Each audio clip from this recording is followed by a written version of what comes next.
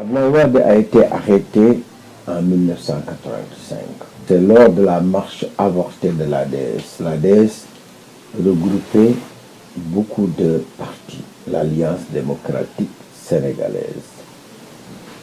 Donc, ils avaient trouvé le prétexte. Abdou Diouf était président de l'Union africaine, de l'OUA.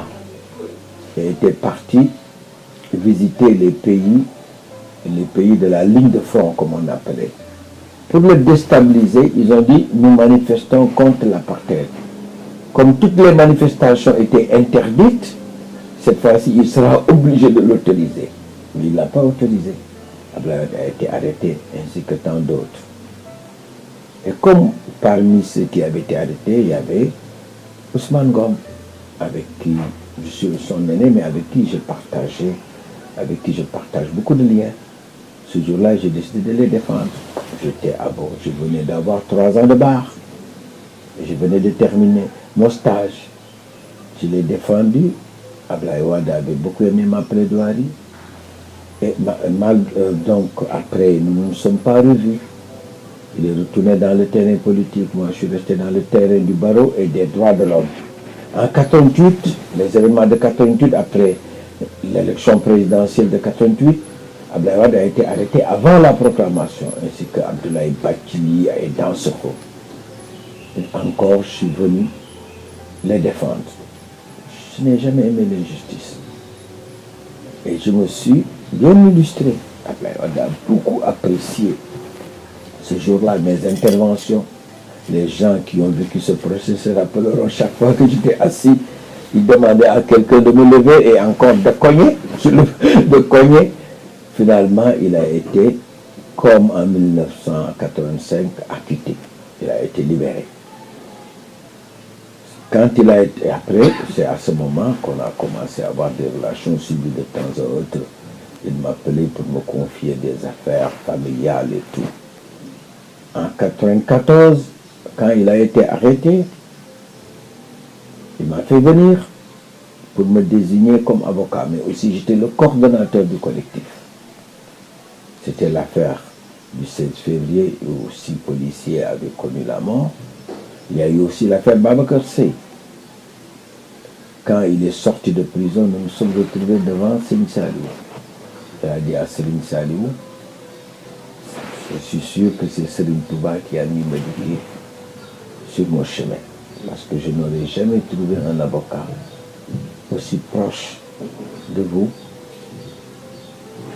qui est en mesure de vous informer de toute l'évolution de mes dossiers. Je voudrais nouer avec lui des relations fortes. Et si vous m'autorisez, je souhaite que cela nous sera noué devant vous. Le marabout a dit, je suis heureux que cela se fasse devant moi. Nous sommes donné la main devant le marabout.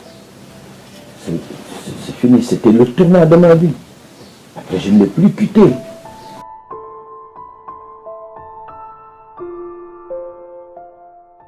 J'étais tout le temps à ses côtés.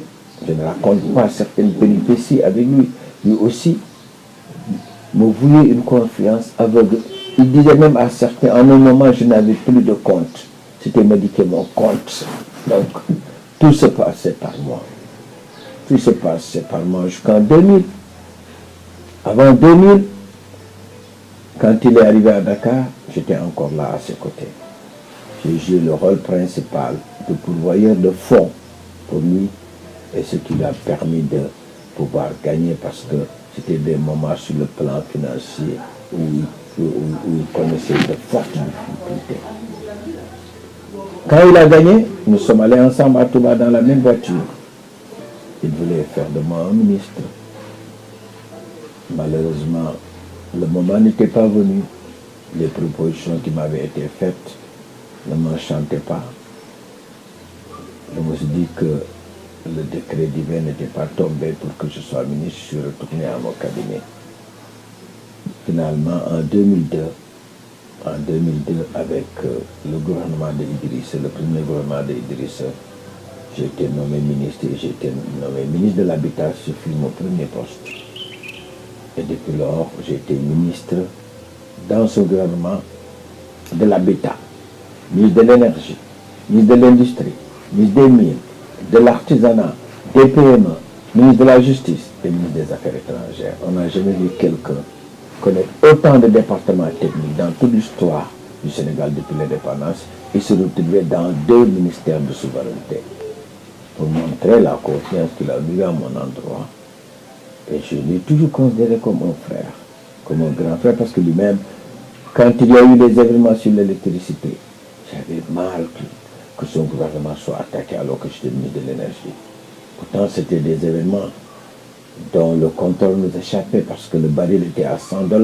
Et comme nous n'étions ni producteurs, ni donc consommateurs ayant la possibilité d'influer sur le cours du baril, il fallait subir.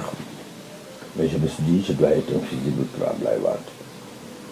Je vais aujourd'hui me dire que je décide de démissionner. Je vais aller le voir. J'ai dit au Premier ministre d'alors, Macky Sall, je suis Premier ministre, je voudrais vraiment vous rencontrer devant le président de la République Abdoulaye Wade. Et quand je suis arrivé devant la porte, Karim attendait son père pour autre chose. J'ai demandé à Karim de venir participer à la rencontre. J'ai dit à Abdoulaye Wade, je dois être votre fusible. J'ai mal que l'énergie pose autant de problèmes alors que les solutions ne sont pas pour maintenant. Il nous faut trouver les moyens nécessaires d'acquérir une quantité suffisante de produits pour faire fonctionner nos machines alors que nous avons des problèmes de trésorerie. Permettez-moi de prendre la décision de démissionner. Quand vous aurez à nommer quelqu'un, il bénéficiera d'une période d'accalmie et la confiance pourra renaître et il aura le temps de pouvoir trouver, le gouvernement aura le temps pendant ce moment de trouver les ressources nécessaires pour que la Sénélec puisse avoir donc la production suffisante pour le pays. Alors elle m'a dit non, m'a dit que je suis désolé. Je n'aurais jamais cru que tu allais me proposer de quitter mon gouvernement. Moi, je te considère comme le jeune frère que Dieu m'a pardonné. Je n'ai que des sœurs. Je n'ai que des sœurs. Seule la mort pour nous séparer m'a dit que j'étais dans un état que personne n'aurait pu imaginer. Je me suis mis à pleurer comme un gamin, tellement que j'étais touché par une telle déclaration. Mais j'étais ferme dans mon intention de démissionner.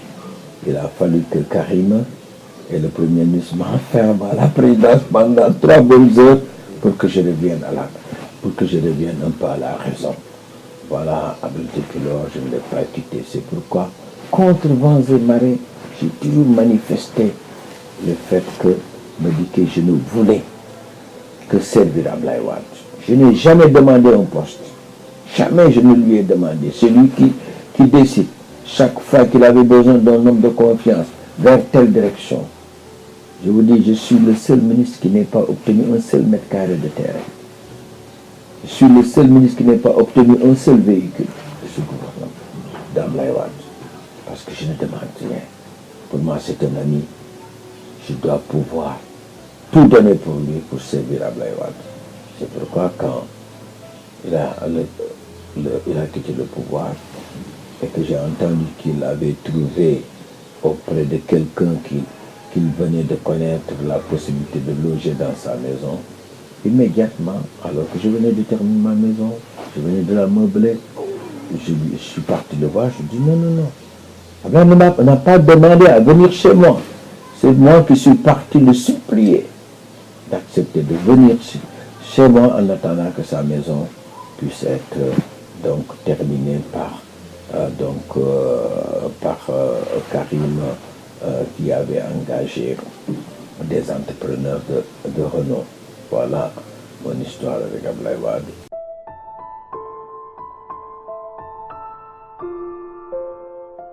Ce qui se passe aujourd'hui n'est qu'un épiphénomène. Abdoulaye Wade, comme il le disait, seule la mort peut nous séparer.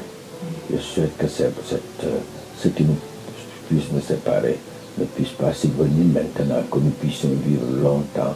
Nous allons vite nous retrouver aux grandes dames de tous ceux qui aujourd'hui font tout pour installer la zizanie parce qu'ils pensent que la place irremplaçable de Madické, en me poussant dehors, ils créent un vide qui pourrait leur être profitable. Je n'ai jamais agi ainsi. Moi, j'ai toujours considéré que j'avais le devoir de soutenir Abdoulaye Wade. Combien de fois j'ai eu à les réconcilier avec des personnes avec qui ils venaient de se brouiller. Combien de fois j'ai eu à le faire? Je n'ai jamais eu à voir. Un jour, Abdoulaye m'appelle, mais me dit qu'on m'a raconté que telle personne a eu donc des déclarations malveillantes, des déclarations inacceptables à mon endroit alors que tu étais présent, tu ne m'as rien dit. Je lui ai dit, Monsieur le Président, je ne devais rien vous dire. Ce que je devais faire, c'est rappeler à l'ordre cette personne et à ce moment-là, faire ce qu'il me revenait de faire. Et même, j'ai parlé avec cette personne. Elle est prête à venir vous présenter des excuses et à vous soutenir. C'est ça mon rôle. Mon rôle, ce n'est pas aujourd'hui de venir vous dire des choses qui risquent de vous amener à vous disputer avec telle ou telle personne. À ce moment-là, Monsieur le Président, on fera de vous un homme isolé.